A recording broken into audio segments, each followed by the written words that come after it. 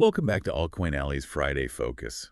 You know things are getting wild when Bitcoin blasts past $100,000. It really is something. It pulls the whole market up with it, too. Yeah, Ethereum's at like what, $3,478? $3,478.95. 95 But cents. Bitcoin's over $104,000 right now. I mean, it's crazy. And there's this idea floating around, with Trump back in office a second term. Right. People are calling it like Trump's crypto kingdom. Yeah. Is he really going to make the U.S. like the center of the crypto world? It's really interesting. We've got these articles here, and he's definitely been saying he wants to make the U.S. the crypto capital of the world. Yeah. And, he's not just talking, he's taking action. Like, look at his appointments. Well, that's what I was going to say. Like Paul Atkins, SEC chair. Huge. That's a big deal. And he's known to be pretty crypto-friendly, right? Yeah, he's been pushing for a lighter touch on regulation. He really wants to give the crypto space room to breathe, to innovate. Which a lot of people would say is what it needs. Yeah. Then there's David Sachs. Whoa! AI and crypto czar. That title alone. What does that even mean? Right, but it definitely makes a statement. It's like they're serious about this. It shows they're serious about, digital transformation being a top priority. And Sachs is a big believer in blockchain technology. He's not just some random guy they picked off the street. No, not at all. And then there's this rumor about a national Bitcoin reserve. Oh, wow. Can you imagine if the U.S., like a major global power, started holding Bitcoin as part of its reserves? I mean, that would be absolutely monumental. It would be a game changer. Totally. It would basically say the U.S. is all in on crypto, and you can bet it would attract a ton of institutional money.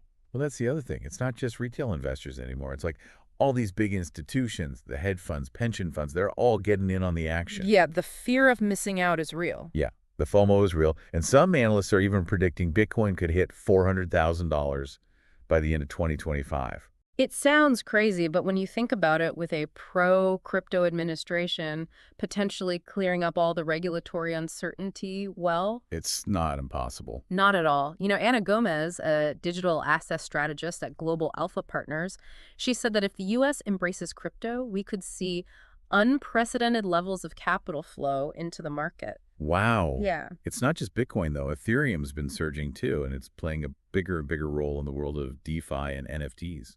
Absolutely. Right now, it's at, $3,478. Ethereum is crucial to the whole decentralized finance and NFT ecosystem. They're really thriving in this current environment. We should probably explain that a little bit because not everyone listening might be familiar with DeFi. Oh, good point. Yeah. Think of DeFi as like rebuilding traditional financial services, but without the banks. But like lending and borrowing and trading. Exactly. But it all happens on the blockchain, so it's more transparent and potentially has lower fees. Interesting. And then NFTs, those are like unique digital assets. They can represent anything from art and music to like virtual real estate. Like a one-of-a-kind digital collectible. Exactly. You can buy them, sell them, trade them. It sounds like there's a lot of potential there. There really is. But we do have to talk about the risks, too. Of course. Yeah. It's not all sunshine and roses. Even with a pro-crypto administration, there are going to be challenges. Right. Even if everything goes perfectly for Trump, he could face pushback from Congress. Oh, yeah. I hadn't even thought about that. And there's also potential for global regulatory pushback. Different countries are all over the place when it comes to crypto. So that could create some roadblocks. Definitely. And then, of course, there's the Federal Reserve. Oh, yeah. Yeah. How do they play into all this? Well, their actions can have a huge impact on market sentiment. So if things start to go south in the economy. Exactly. We could see a sharp reversal in the crypto market. Like what Marcus Lee from Nova Research was saying about the speculative nature of crypto. Yeah, he's warning that if the economy weakens or if geopolitical tensions rise, things could change very quickly. So we've got this surge in crypto fueled by optimism about Trump. But there are definitely risks and challenges on the horizon. No doubt about it. It feels like 2025 is going to be a make-or-break year for crypto. It really does. It could be amazing, or it could all come crashing down. It's going to be a wild ride, that's for sure. Buckle up, everybody. Hold on tight. It really does feel like a crossroads, you know? Will Trump's policies be the thing that launches crypto into the stratosphere, or will it totally crash and burn? Yeah. But it's really interesting looking at all these sources you put together. This is about way more than just like the price of Bitcoin or the latest altcoin. Yeah, I think you're right. It's bigger than that. It's like a fundamental shift. It is. It's like we need to zoom out and look at the bigger picture, you know? Beyond the headlines about people making millions off Bitcoin, What could a pro-crypto U.S. really mean for the world? You could change everything. Exactly. We could be talking about a complete paradigm shift in the global financial system. This isn't just for tech geeks anymore, is it? Not at all. I mean, imagine a world where crypto is just normal. Right. Like everyone uses it every day. How would that change the way we do banking, investing? How would it change just like our everyday financial lives? It's mind-blowing when you really start to think about it. And remember, we're still so early in this whole thing. Who knows what kind of crazy innovations we'll see in the next few years? Okay, so let's try to break this down a little bit. Where do you see a pro-crypto U.S. having the biggest impact? Well, one area that immediately comes to mind is financial inclusion. Financial inclusion. Yeah. Crypto has the potential to empower people who are completely shut out of the traditional financial system. Oh, that's what you're saying? Like, think about all the people around the world who don't even have a bank account. So many people. Crypto could give them access to financial services for the very first time. Wow, that's incredible. It could really change things, especially for developing economies. Absolutely. And then there's the whole transparency and accountability thing. Right, because blockchain is all about transparency. Exactly. So it could lead to more efficient and less corrupt systems in all sorts of areas. From governments to businesses, Yeah. I mean, imagine a world where supply chains are completely transparent. you could track everything. Exactly. So we're talking about the possibility of a more equitable and transparent world. It sounds pretty utopian, Right. but I know there are a lot of people out there who are skeptical. Oh, for sure. What are some of the concerns they're raising? Well, some of them are legitimate, like security and privacy. There are definitely questions about how to make sure this technology isn't misused. Right, like some of those articles you share were talking about how criminals have been using crypto for illegal activities. Exactly. So these are issues that have to be addressed if crypto is going to gain widespread trust and acceptance. So, with all of this in mind, what does it all mean for our listeners? What should they be thinking about as we potentially enter this crypto kingdom? I think the most important thing is to stay informed. This is a fast-moving space, and you really need to understand the basics of how crypto works. The potential benefits, the risks, the different perspectives out there. Don't just jump on the bandwagon without doing your research. Right. Do your own research, ask questions, and be prepared for the unexpected. It's like we're all explorers heading into uncharted territory. Exactly. And it's not about getting rich quick. It's about understanding this powerful technology that could reshape the world as we know it. So we've talked a lot about the U.S., Right. but what about the rest of the world? How are other countries reacting to this potential crypto revolution? It's a mixed bag. Some countries like El Salvador have gone all in on Bitcoin. They've Yeah. made it legal tender, Wow. while others are taking a more cautious approach. Some are experimenting with central bank digital currencies, CBDCs, while others are implementing strict regulations. So there's no clear consensus.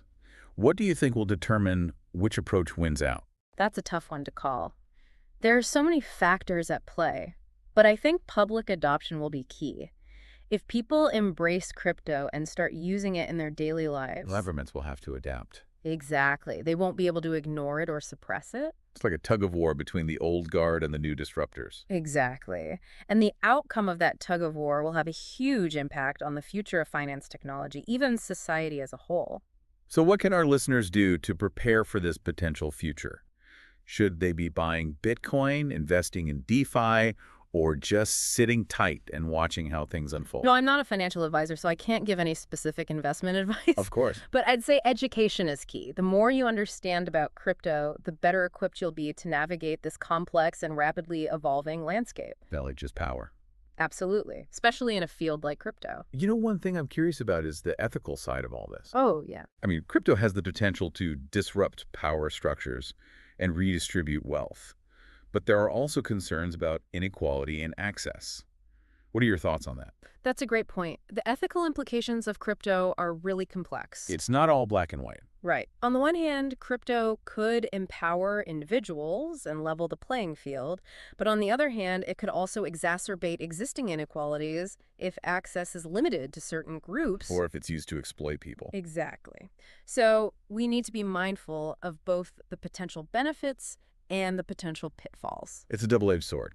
It seems like finding the right balance between innovation and regulation will be crucial. Absolutely. Striking that balance is going to be an ongoing challenge. It will require a lot of careful thought collaboration, a willingness to adapt as this technology continues to evolve. Definitely. So as we wrap up this part of our deep dive, what's the one key takeaway you want our listeners to walk away with? I think the most important thing is to approach crypto with curiosity and critical thinking, you Right. know? Don't be afraid to ask questions, to challenge assumptions, to form your own opinions. Don't just buy into the hype or the fear. Right. Take the time to understand the fundamentals and then make informed decisions that are right for you. It's your money, your future. Exactly. And remember, this is just the beginning. The crypto revolution is still unfolding, and the most exciting chapters are yet to be written. So it feels like we're really at a turning point, you know? A pro-crypto US could be the thing that finally pushes crypto into the mainstream. Yeah, it's definitely possible. But, technology often moves faster than politics. Oh, that's true. Even if Trump's plans face roadblocks, the forces driving crypto adoption aren't going away. It's a movement. It is. So this isn't just about the next 4 years. We're talking about the long game here. Exactly. We're talking about a fundamental shift in how we think about money, about value, about the role of technology in our lives. This has been building for years, and it's only going to pick up speed from here. So for our listeners who are trying to wrap their heads around all of this, Mm. what should they be watching? What are the key things to pay attention to? Well, I'd say keep an eye on regulations, both in the U.S. and globally. How governments decide to regulate crypto will have a massive impact on its adoption and how it evolves. Makes sense. And what about the technology itself? Are there any developments we should be looking out for? I'm really interested in the progress being made in areas like scalability and interoperability. Ooh, those are big words. Yeah, sorry. Basically, those are some of the key challenges that need to be addressed if crypto is going to reach its full potential. So can you explain that a little bit more, like for those of us who aren't tech experts? Sure. Scalability is all about making cryptocurrencies faster, cheaper, and easier to use. And interoperability is about finding ways to connect different blockchain networks so they can work together seamlessly. So it's about making crypto more user-friendly and more connected. Exactly. It sounds like there's still a lot of work to be done, but also a lot of exciting possibilities. Absolutely. That's one of the coolest things about this space. It's always changing. There's always something new to learn and explore. So as we wrap up this deep dive into the world of crypto, what's the one thing you want our listeners to take away from all of this? I'd say the most important thing is to approach crypto with an open mind and a critical eye. Don't be afraid to ask questions, to challenge assumptions, to form your own opinions. Don't just follow the crowd, think for yourself. Right. And remember, this is just the beginning. The crypto revolution is still unfolding. And who knows, maybe you'll be one of the people writing the next chapter. That's a great thought. Thanks for joining us on Altcoin Alley's Friday Focus. My pleasure. It's been a great conversation. Until next time, stay curious, stay informed, and stay ahead of the curve.